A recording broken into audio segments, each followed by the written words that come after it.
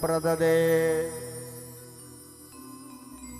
संकल्प हुआ हमारा।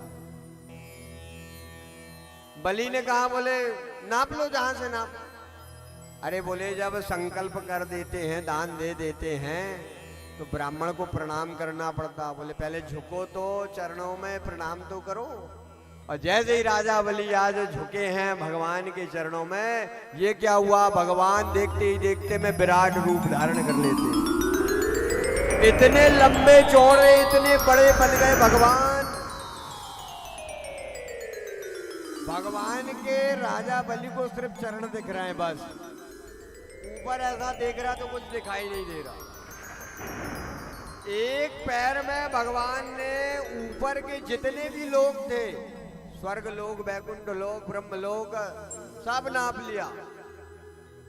और नीचे के जितने लोग थे, पाताल लोक, तलातल, वितल लोक, शीतल लोक, नाग लोक, सब नाप लिए नीचे के। दो ही पैर में पूरा त्रिलोकी भगवान ने नाप लिया। अब राजा बलि को आकर के यमदूतों ने पकड़ लिया। यमदूतों ने क्यों पकड़ लिया राजा बलि को आकर? शास्त्र ऐसा कहता है कि जो ब्राह्मण को दिया हुआ वचन पूरा नहीं करता, उसे नरक में जाना पड़ता। तो यमदूत आ गए, बोले अब तेरे को नरक में ले जाएंगे। तूने 3 पग भूमि दान करने का संकल्प किया और 3 पग तो निकले ही नहीं, 2 ही पग निकला। बोले अभी रुको, अभी चलते हैं। भगवान ने भी कहा, बोले राजन अभी बड़े देने देने की बात कर रहे थे, अब बताओ ये तो 2 ही कदम में सब नप गया, तीसरा चरण कहां रखूं?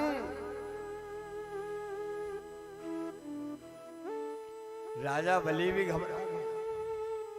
भगवान से कहने लगा, बोले भगवान मैं इस बात से नहीं डरता कि ये यमदूतों ने मुझे आकर के पकड़ लिया, मैं नरक जाने से नहीं डरता,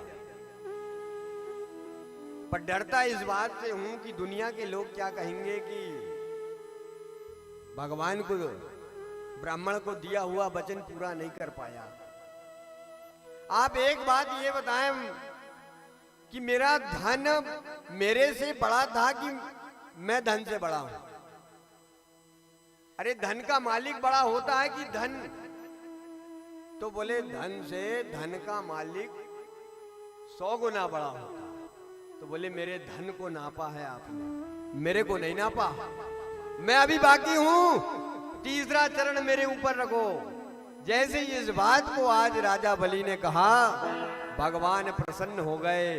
तीसरा चरण राजा बलि के सर पे रखा है। भगवान कहने लगे, वाह रे बलि वाह, मैं तेरे को छलने आया, तूने मेरे को छल लिया, मैं प्रसन्न हूं तुझसे, मांग तुझे क्या चाहिए। आज राजा बलि कहते हैं, महाराज अब क्या मांगू मैं, जो कुछ था सब आपका था, आपने ही ले लिया, अच्छा किया ले लिया, मुझे कुछ नहीं चाहिए। पर भगवान ने पाताल लोक, जो नीचे में सुतल लोक है, जिस लोक में देवता लोग भी राज करना चाहते हैं, सुतल लोक का राजा जो है, राजा बलि को बनाया। बलि ने कहा आपने राज्य दे दिया, पर एक इच्छा हो रही है आपसे कहने की। बोले कहो क्या बात है? बोले मेरी ऐसी इच्छा है कि जब भी मैं अपने राजमहल से बाहर निकलूं ना, तो आपका दर्शन करूं, और जब भी राजमहल के अंदर जाऊं तो आपका दर्शन करूं। भगवान ने कहा, बोले साफ साफ बोलो, कहना क्या चाहते हो?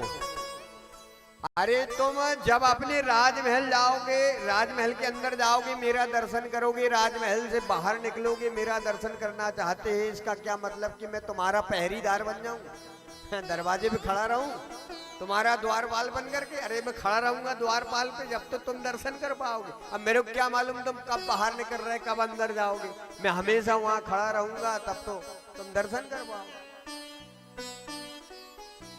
बोले मैंने ये नहीं कहा कि आप द्वारपाल बनो, मैंने तो ये कहा है कि मैं जब भी अपने महल के अंदर जाऊं तो आपका दर्शन करूं, जब भी महल से बाहर निकलूं आपका दर्शन करूं। भगवान भक्तों के अधीन रहते हैं।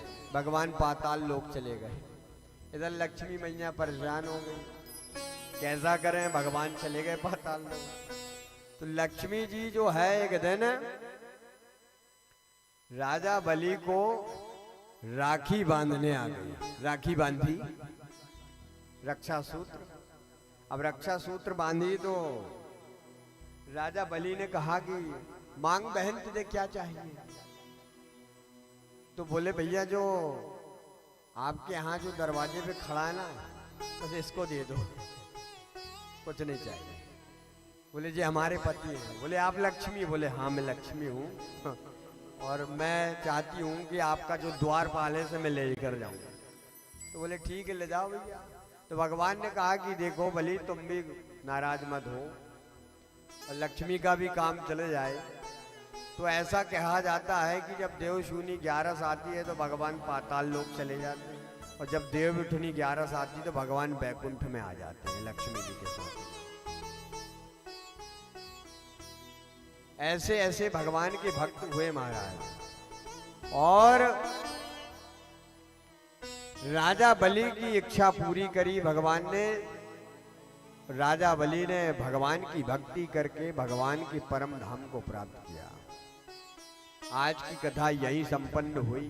समय भी हो गया, हुआ कि नहीं? हो तो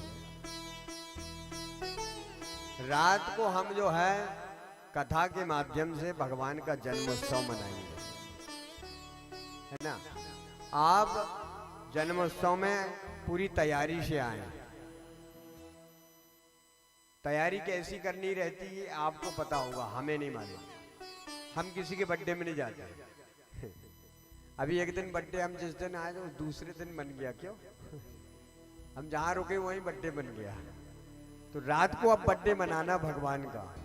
अब देखते हैं आप लोग कैसे मनाते बर्थडे हैं, क्या क्या होता बर्थडे में, कौन क्या लाएगा उपहार देने के लिए भगवान को। सब सज धज करके आना, बिल्कुल लड्डू पेड़ा मेवा मिष्ठान कुछ ना कुछ लाया करो। ऐसा नहीं कि पैसा ही ढीला चढ़ाओगे तब भगवान प्रसन्न होंगे। पत्रम फलम पुष्पम जो आपसे बन सके वो आप चढ़ाएं, जितनी सामर्थ्य हो उतनी चढ़ाएं। ऐसा कहा जाता है कि जो भगवान की झूला को झुलाता, आज झूला बांधेंगे हम, तो जो भगवान के झूला को झुलाता है उसे दाम्पत्य संतान सुख की प्राप्ति होती है भगवान के झूला झुलाने से। तो आज कथा के माध्यम से जो है आपको भगवान के जन्म उत्सव की, राम जन्म की कथा सुनाएंगे। पहले रामचरित सुनाएंगे, थोड़ा शॉर्ट रूप में आया है भागवत जी में राम जी की कथा, और उसके बाद कृष्ण जी की कथा है। तो एक छोटा सा भजन, उसके बाद में आरती।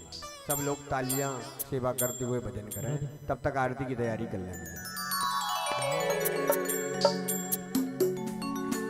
हो जिनके छोटे छोटे हाथ, जिनके छोटे हैं चरण, आए धरती हरी देखो रूप ये